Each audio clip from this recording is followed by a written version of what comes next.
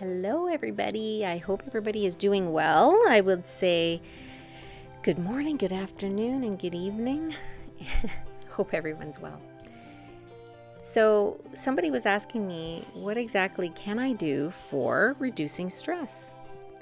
So, I thought I would talk about some of the things that I do to reduce stress. The first and foremost thing that I do is the breath work. And if you ever find yourself in a position where your breath, the number of breath cycles you're taking in a minute is more than 7, I would say that you're probably highly stressed. So if you're finding that you're taking like 15 breaths in a minute, yeah, that's a lot. That's like too much stress on your system. So you can do the 4-count breath. You can even just take some deep, slow breaths, but the 4-count breath, which I've talked about in other podcasts, is the inhaling for 4, holding it for 4, exhaling it for 4, holding it out for 4. And you can do a nice, beautiful rhythm of that for 10 breaths. And it is very good at relaxing the brainstem and just kind of calming yourself down and regulating some of this stress. Because stress is coming from that place of fear and anxiety, and it drives up the adrenaline and the cortisol levels in the body. So it's important. And then, of course, when you're feeling stressed, it also, all the blood is rushing into your extremities and not going to your digestive system or, calming you down. So this is why we want to do these things. Something else that I love doing is being in nature, because when you're in nature, you hear all of the amazing sounds. You hear the birds, you hear leaves, you can hear the wind, and sort of the crunching under your feet, and it's just lovely. It's exhilarating. You're going to see something different every single day because nature changes. You're going to see over the season, you'll see the leaves changing. You'll just see things changing. You'll see animals on certain days you won't see. Yeah, it's quite lovely. And the fresh air is so vital right now, and the sunshine. It's just amazing to be in nature.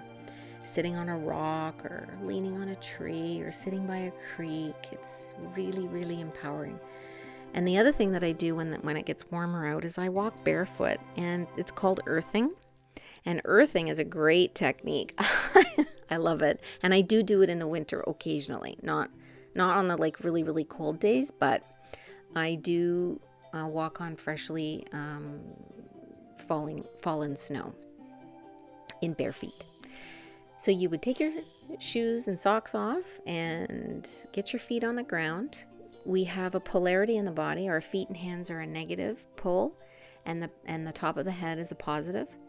The earth itself is a negative pole, and the sky is a positive pole. So we want to actually be polarizing ourselves with the earth and transmuting that negative energy down and through the ground. And when you are walking on the earth, you are literally grounding your energy.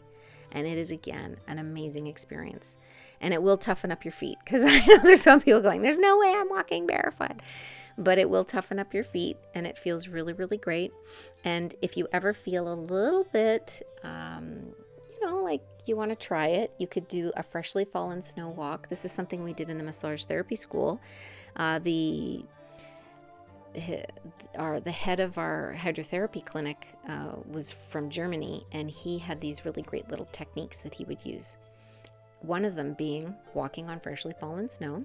So we'd go out, walk on our bare feet in the snow, and then we come back in and we would wrap ourselves up in blankets, and then you start sweating like crazy. So it's an amazing hydrotherapy technique for releasing toxins, and it feels really, really good. So if you have that opportunity to try that, give it a go. It's not for everybody, but because your heart will race. So if you're having heart issues, I probably would not recommend that one. Or if you're diabetic, but if you are healthy and you have a good circulatory system, I would say go for it. It's really quite invigorating. The other thing that I do are certain postures. So before bed, there's a great posture I love to do that helps rebalance the pituitary and hypothalamic axis. And it's a very simple thing to do. You basically lean over like you're going to touch your toes, but you actually grab your elbows. So you're kind of hanging and you're holding onto your elbows and your head's down, and you just breathe. It is that simple. And you breathe and you just hold that posture. And again, you are releasing a lot of charged energy. And you can stay there for as long, honestly, as long as you want. 5 minutes, a few minutes, 10 minutes. It's up to you. The other posture I really love to do is putting my feet up the wall. And again, relaxing my belly, relaxing your neck. And again, just breathing. You can do the Ujjayi breath if you feel, which is a yoga breath. Or you can just take some nice deep abdominal belly breaths. And you just relax. And, you can contemplate your day in that moment if you wish, or just focus on your breath. Just feeling the waves of the breath coming in your body and out of your body. Another thing that I really love to do is journaling. And sometimes we get caught in like a cycle of thoughts. And what can be really helpful is to write down those thoughts. What are you really thinking? And as you're writing them, you'll be amazed at what comes after writing, and it sort of takes over. It has a life of its own, and you can really uncover a lot of things that you're holding on to in that moment. You can work out certain issues, things that are bugging you, things that you think about yourself or about the world or life in general. And it's a great cathartic way to write it. You write it, you're getting it out. And then after I'm done, I look at it and you can read it and you go, oh, now I can burn it. I can let it go. I can just totally let it go. Nobody has to see what you've written. So you can burn it. You can do whatever you want with it. Rip it up, throw it in the garbage. It doesn't matter. The fact is that you're getting those thoughts, those feelings, those emotions. You're getting them out and you're writing them. You're releasing them from your consciousness, because you don't have to store that stuff. It's like going to bed at night and you think, oh, I've got to do this, this, and this tomorrow. Make a list. Mark it down. Then you're not thinking about it in your nighttime state. You can let it go because you've written it down. You're not going to forget. And then you can go on with your dreaming and you're relaxing at night. There are certain supplements that I do take because they help me. It may not be for everybody, but one of them would be magnesium biglycinate. And for myself, I find that it helps calm and relax me. It's one of the few things that I do as a supplement that I find very balancing and nourishing for me. And if that's not for you, I'm not giving medical advice to anybody, but I'm just saying that's something that I do for myself. And if that's something that interests you, you can always check in with your physician or your naturopath and see if that's something that you might benefit from. Especially if you have like a restless leggy syndrome, or you're feeling like a little anxious or anxiety and you can't settle. For me, I take my magnesium at night before I go to bed, and beautiful night's sleep. Just lovely. So I think that's quite a bit of stuff. It sounds like a lot to me. And then of course meditating. Gosh, I do that. If I'm walking in the bush, I'm meditating or journeying, and I call it journeying because I like to use all my senses. I feel that when I'm moving, when I'm doing, I'm in the flow. And when I'm in that flow, I don't think about anything.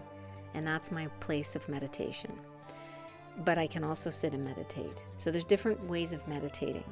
For me, movement seems to be the best. I can get out of my head and I'm just in my body and I'm feeling the flow of life, and I can just let go and things come to me in that place. The other thing is just sitting and contemplating, which if that's something that you're able to do, that's great. My mind is too busy for that kind of stuff, but if I'm doing that kind of meditation, I'm actually making it a proactive meditation, meaning I will focus on what I want to see for myself in the future. So that's where I start dream building. I start embodying and envisioning. It's more of a visioning session really than a meditation, but I'm really kind of proactively engaged in my enlightenment and my future, and I'm actually helping to actualize what I want to see, what I want to feel, what I want to be doing, that kind of thing. And that is really empowering also. So there's a good, a good few things I think that we can start with. And I'm sure I have a ton more of things that I do that I haven't really thought of, but I thought that was a good start to the list anyway. And if any of those things help you, that's amazing and awesome. And maybe share some of the things that you do to help relax. That would be great to have a little dialogue going with everybody.